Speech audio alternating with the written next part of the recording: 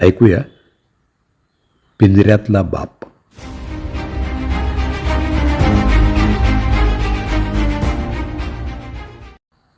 प्रत्येक बापाची थोड्याफार फरकानं घरात साधारण हीच परिस्थिती असते. वाढलेलं वय, मानसिक ताण सहन होत नसतानाही त्या आरोपांसाठी सामोरं जावं. तुम्ही आमच्यासाठी काय करून ठेवलं, हा एक सर्वसाधारण आरोप असतो आणि तो सगळ्याच बापांच्या विरुद्ध केला जातो. काय केलं याची यादी जर एखादा बाप चुकून माकून द्यायला लागलाच तर त्यात वेगळं काय केलं तुम्ही, ते तर सगळेच बाप करतात, असं टोकलं जातं आणि सगळी सफाई देण्यापूर्वीच संपवलेली असते.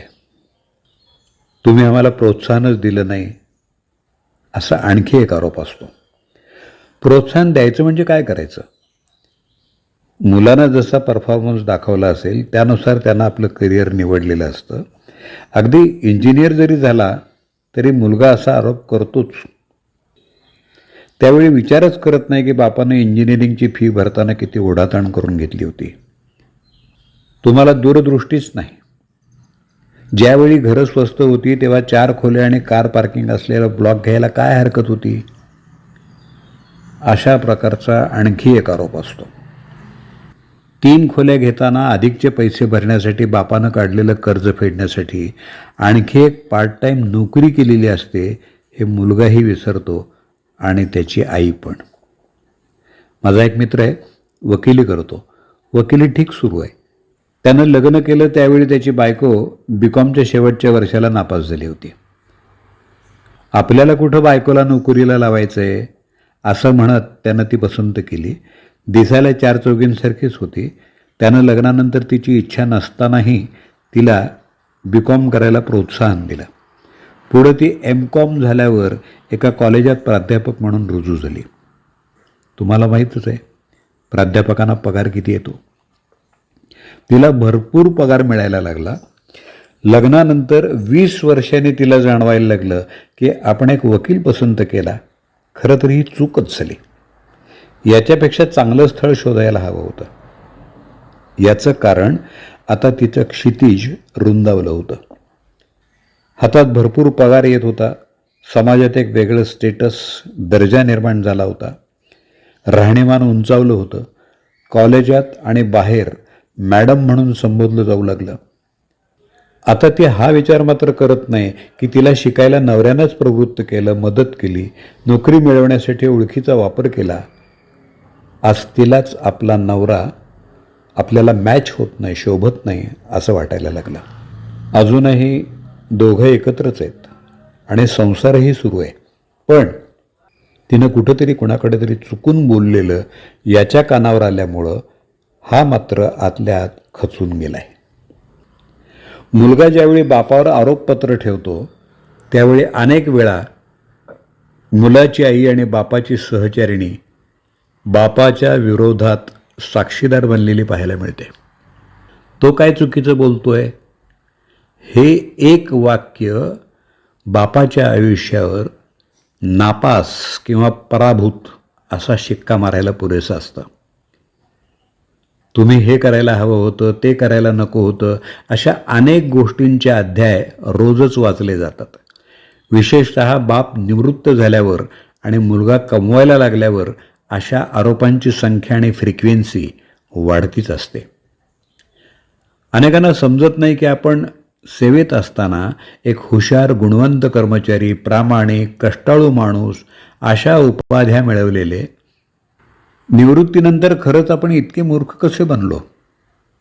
जे आपलं कर्तव्य आहे असं आपण समजत होतो आणि जे करण्यासाठी आपण आपल्यावरच अन्याय करत होतो ते आपले गुन्हे कसे बनले? याचं सगळ्यात महत्त्वाचं आणि एकमेव कारण म्हणजे आता बापावरचं अवलंबित्व संपलेलं असतं, मुलांचं आणि बायकोचंही. आता तिला तिचा मुलगा आधार द्यायला सिद्ध झालेला असतो. बापाकडे जरी निवृत्ती वेतन असलं, थोडीफार शिल्लक असली तरी जर त्या बाजून कुणाचं अडणार नसेल तर बापाची ही अवस्था ठरलेलीच आहे. आता बापानं आपण चुकीच्या लोकांसाठी, चुकीच्या कारणांसाठी आपलं आयुष्य वापरलंय असा पश्चात्ताप करायचा नाही. हाल सोसताना, कष्ट करताना, त्याग करताना आपल्याला कर्तव्यपूर्तीचा आनंद मिळत होता ना, तो आठवायचा. जगरहाटी अशीच असणार आहे. प्रत्येक बापाला आरोपीच्या पिंजऱ्यात उभं राहायला लागणारच आहे. आता असे आरोप झाले तर लगेच कबुली जबाब द्यायचा आणि पुढचा वाट टाळायचा. मित्रांनो, ज्यांच्यासाठी त्याग केला, कष्ट सोसले, त्यांच्याशी वाद घालायचे प्रसंग टाळणं हे तर आपल्या हातात आहे ना. एका त्रयस्थ भूमिकेतून या आरोपांकडे पाहायचं आणि बोध घेत पुढचं आयुष्य आपल्याच धुंदीत सकाळ संध्याकाळ मित्रांबरोबर व्यतीत करायचं. त्यांच्याशी समक्ष तर कधी फोनवर गप्पा गोष्टी करायच्या. छोट्या मोठ्या सहलीचा आनंद लुटायचा प्रयत्न केला पाहिजे. पुस्तकं वाचायची, TV, मोबाईलवर वेळ घालवायचा, आपले छंद जोपासायचे, नातेवाईकांच्या सुखदुःखात सहभागी व्हायचा प्रयत्न करायचा. नोकरीत असताना हे राहून गेलं होतं. हा शहाणपणा आहे. मित्रांनो, शेवटी आपल्या नजरेसमोर दिसेल असं एक वाक्य लिहून ठेवायचं आहे. चलो ये भी दिन जाएंगे, ये तो होना ही था.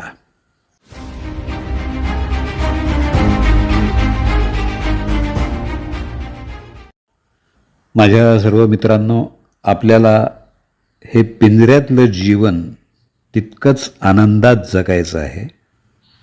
जमेल, नक्की जमेल. पहा, प्रयत्न करून पहा.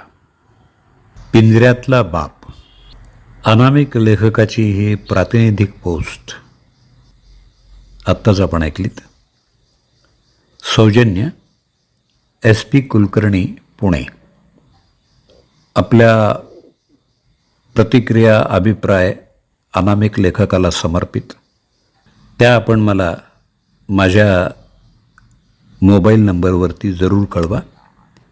दत्ता सरदेशमुख, 8329730186.